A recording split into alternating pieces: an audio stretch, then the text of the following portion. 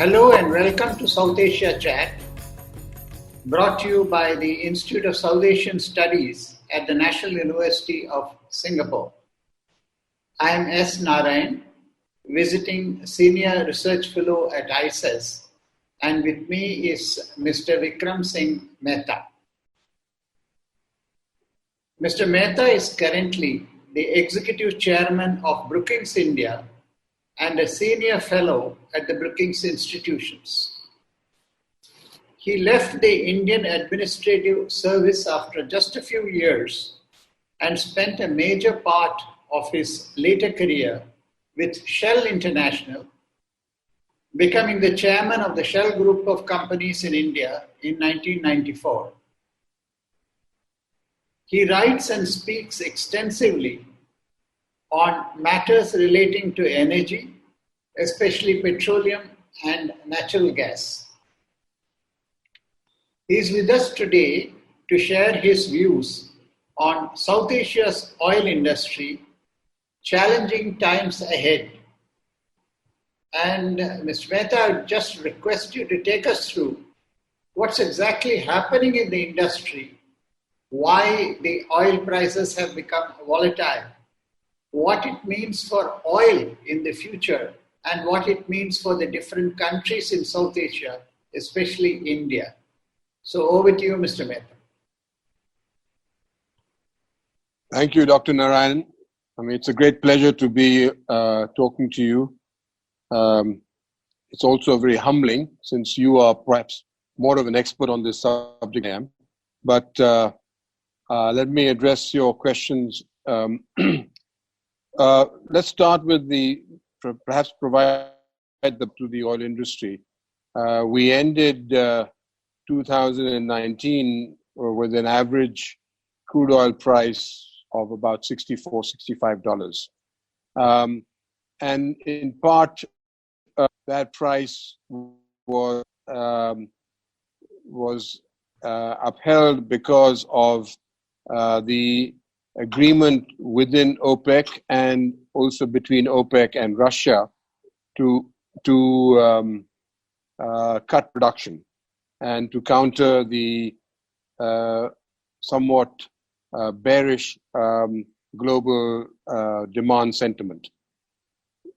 We, in early 2020, as you all know, COVID crisis hit the world, and demand really started to slow down quite dramatically.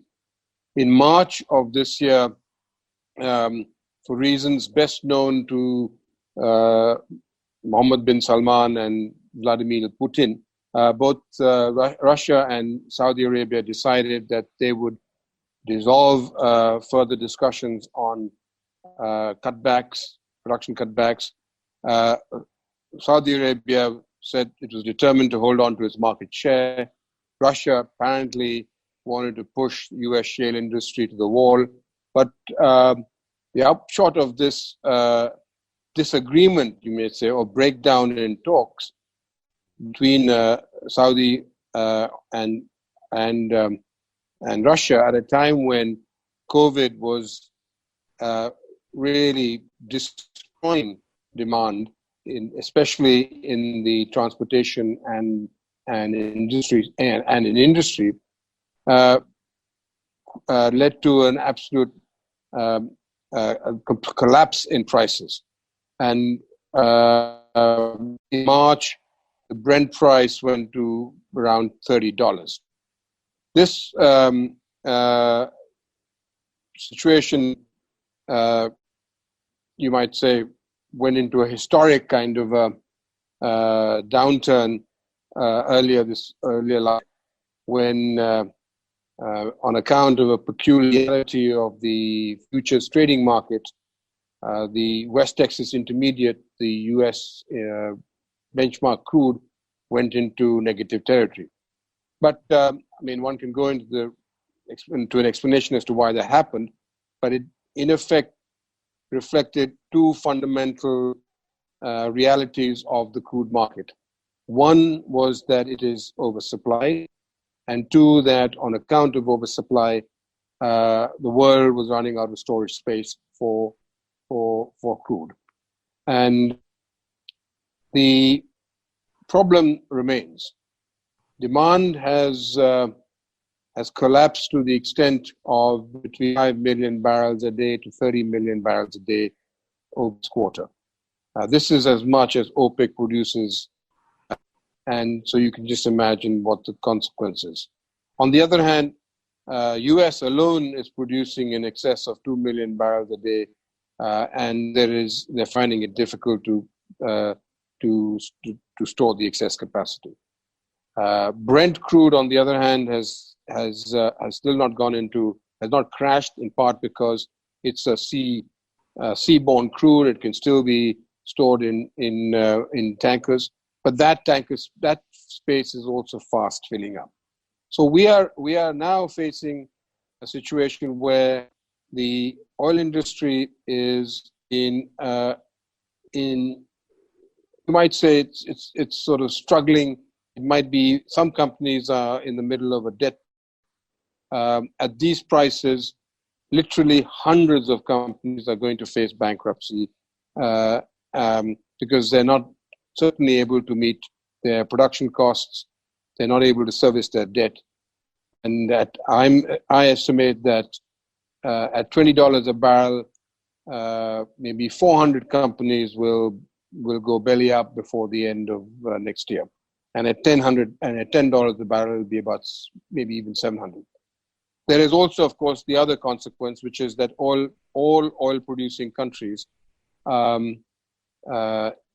facing a severe economic and financial stress. Just as an index of the severity, Saudi Arabia would require around $80 a barrel oil to just simply balance its budget. Algeria requires more than $100 a barrel. The most robust country is in fact Qatar, which still requires $40 to $45 to balance its budget.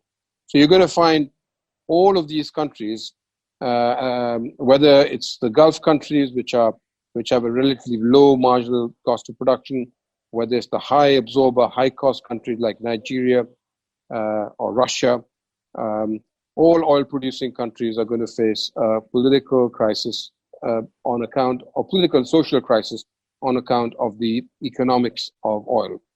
So what does it mean for India? If I may come to that, and then for the region, and perhaps I'll stop and perhaps ask you, maybe you'd want to push me in a particular direction.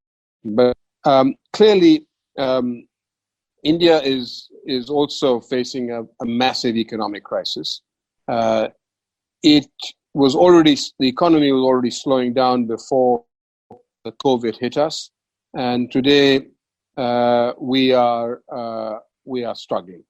When you look at the oil industry, there is a complete lockdown in the country. There's been a lockdown for 6 weeks. As a result, the refining industry is now, I would say, running at between 50 to 65% utilization. There is no ullage, there's no storage capacity. Those refiners that have that are integrated with petrochemical plants and have complex refineries have been able to change mix and still generate a positive margin.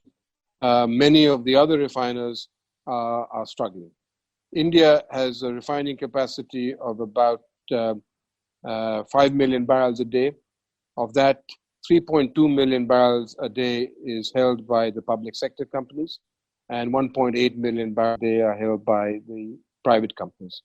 The private companies have highly complex refineries, and they have been they've been in the forefront of the industry exports of motor gasoline and diesel. Now, those exports are facing two problems. One is that freight rates have gone up. As a result, the already depressed refining margins are now confronting a further difficulty because the freight rates are now significantly higher. And you might say that by the time they reach Singapore, some of the margins almost totally wiped out because of the excess freight. So all in all, I better stop here. We are facing, the industry is facing perhaps the biggest crisis that it's ever faced. The oil companies are facing an existential problem. India has certainly benefited from the terms of trade advantage, but it too now needs to face the question: how can it maximize the advantage of low prices? How can it maximize the advantage of a volatile market? And that question has yet to be answered within our policy, within the decision-making sort of structure. Let me just stop here, Dr. Narayan. Does that answer broadly your question? Yes. But just taking it forward, one is the issue of the refiners. And the refiners are going to be stressed because the refining margins are going to be extremely low. And the refined products are going to find it difficult to find a market, especially in the lockdown. There's not going to be so much transportation, so diesel consumption, petrol consumption, aviation fuel consumption will all drop. Once the market opens up, I can well visualize that. All right, all this will come back into traction. But at the same time, what is going to happen to companies which are exploration companies like our ONGC and Oil India Limited? And what is going to happen to, I would say, even countries like Singapore, which have huge refining capacity? They'd be wanting to find markets. And where would these markets be? So, and then, after this, I would like to ask you a couple of questions on the downstream industry. So I think let me just answer the first question on the upstream, Dr. Narayan. The upstream companies are facing also a severe crisis, as you know. Prices have collapsed, so their returns are depressed as it is. But on top of that, of course, they continue to pay the various taxes that the government has imposed, royalty, cess, and the profit petroleum share that they pass on to the government has not in any way been reduced. So I think it would be probably correct to say that whether it's ONGC, Oil India, or whether it's Cairn Petroleum, or whether it's Reliance BP, the 3 or 4 companies that are in the upstream, every one of them is struggling. I would just add one more point, is that in India, gas prices are also subject to a ceiling price, especially gas prices coming from fields that are deep water and in high temperature, ultra deep and high temperature gas finds. So in brief, unless the government prepares to either defer royalty, defer cess, and remove for the ceiling on gas prices, you're going to find that exploration in India is going to fall pretty dramatically. And also the productivity of gas fields is going to fall because it's uneconomic. Insofar as refining is concerned, I think we have here also as to really hard look at how we are approaching not only the international market but also the domestic market when it comes to marketing our refined products. Firstly, the public sector companies and the private companies don't coordinate their marketing efforts whatsoever. So to that extent, they're competing with each other in the market, and they're in fact reducing the exportable margin or the realizable margin from exports. And as I just mentioned earlier, one feature of this competitiveness, which leads to a reduction in margin, it has to do with freight rates. India brings in 70 VLCCs every month. That is about 10% of the entire VLCC market in the world market. But we still pay a much higher freight than many other countries because the short haul firstly, because we are not able to leverage our buying power effectively. And secondly, we are usually charged rates because it's a short haul transfer from the Middle East to Indian subcontinent. This is just an example of avoidable, you might say, costs. Were we to coordinate our activities and were we to actually perhaps go beyond this idea of constantly issuing a tender and announcing to the entire world what our plans were, and rather being somewhat more discreet in terms of our purchasing, we might be able to realize a higher margin, both because of lower freight rates and also because we would be able to place our product in the international market more effectively and more economically. The other point I think we should perhaps bring to mind here is that at times we import product even though we might have a surplus in the country. Take LPG for the moment. We are importing LPG right now, even though there is actually domestic capacity available and as a result of the imports, we are clogging up our ports, and that again is leading to a higher costs. Whether it's demurrage costs or whether it's freight costs. So the first point I'd like to make is that it's not a question of whether we're going to have a problem marketing our product. I think the real question is, can we coordinate our efforts so that both the public sector companies and the private companies are working together so in order to maximize or leverage the fact that we still remain one of the biggest markets available to both the crude producers as well as for anyone involved in the energy or oil sector. Just take you on. I don't think. Sorry, go ahead. Yeah. Just take you on that one step further. Therefore, what do you think should be the government response to this in terms of, I would say, both supply and demand and as well as pricing? And what should be the government strategy? And if you can just extend it to say, to look at just Bangladesh and Pakistan. Bangladesh is a big natural gas consuming country. Is it in a better position, do you think?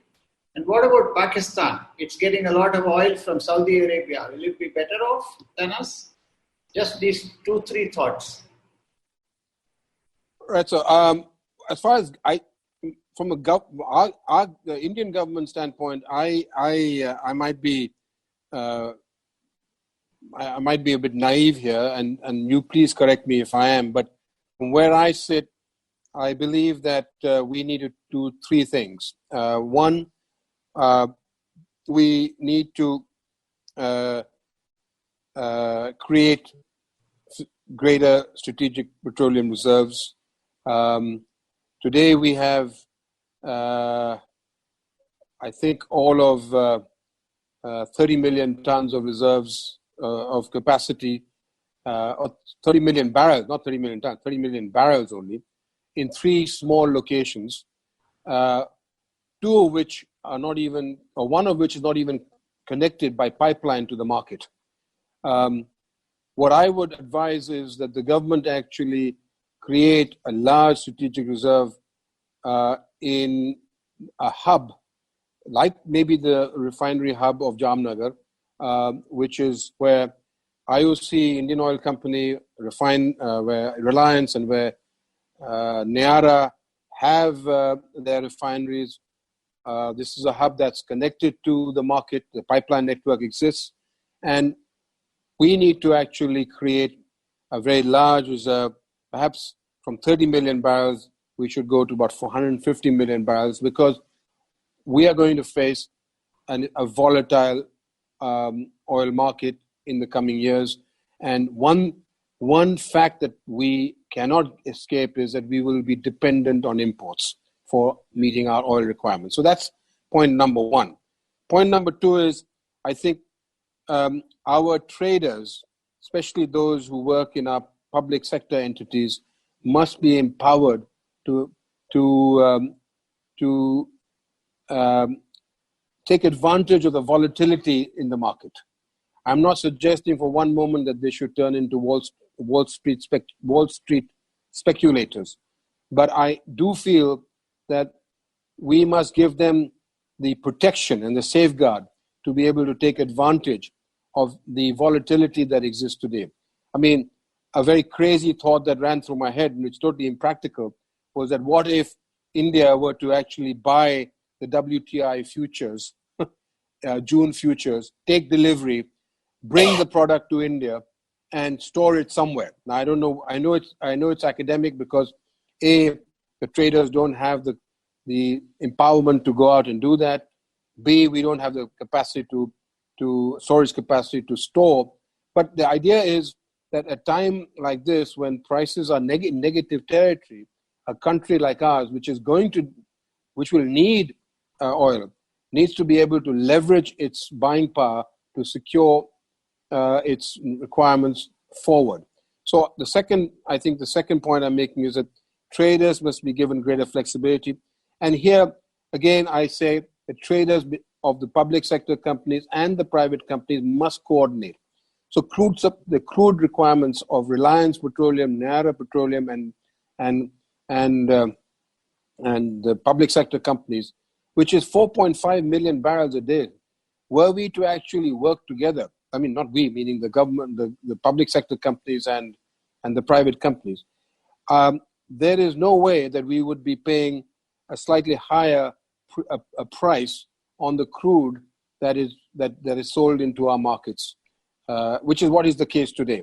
On a trailing basis, the price that India pays is higher than what other markets, other consumers pay. So again, I say that there needs to be greater coordination between the government entities and the private sector. On the final point I'd make as far as India is concerned is that we really need to look to shift towards gas. And this brings in Bangladesh as well, of course. The fact is that the oil market is going to be volatile. I think I've said it before.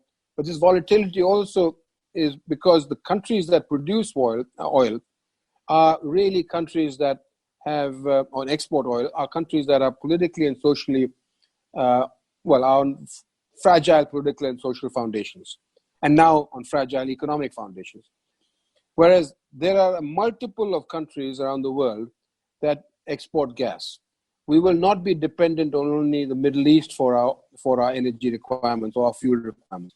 Were we to shift to gas, we could import from Africa, we could import from Australia, we could import also from Bangladesh. And here, of course, there is the question of gas pipelines. So we need to create the network within our country. We need to create a gas pipeline national grid that connects Northeast India, East India, South India to the gas producers. So I think Bangladesh is certainly in a better position, given that a large part of that it's a gas producer. And I think this is an opportunity for us to resume conversations with them on seeing whether we could build a gas pipeline grid that connects Bangladesh to India. It's complicated, I have no doubt about it. As far as Pakistan is concerned, sir, Pakistan is in a very dire state. I mean, I can't see how Pakistan economy can get out the mess that it's in. Yes, it imports from Saudi Arabia, but that's not really going to be enough for it. It needs to be bailed out, and perhaps it's turning to China to bail it out. But the Pakistan economy is beyond repair as far as I can see it. Thanks very much, Vikram. I mean, two important, policy suggestions that you have made of increasing strategic reserves, of leveraging the low prices by getting into futures, and much more importantly, that India needs to look at transforming a lot of its consumption into natural gas and, change a kind of a paradigm of depending only on oil and oil products. I think these three are very worthy of your recommendation to the government, very, very much so. And I do hope we'll see a follow-up.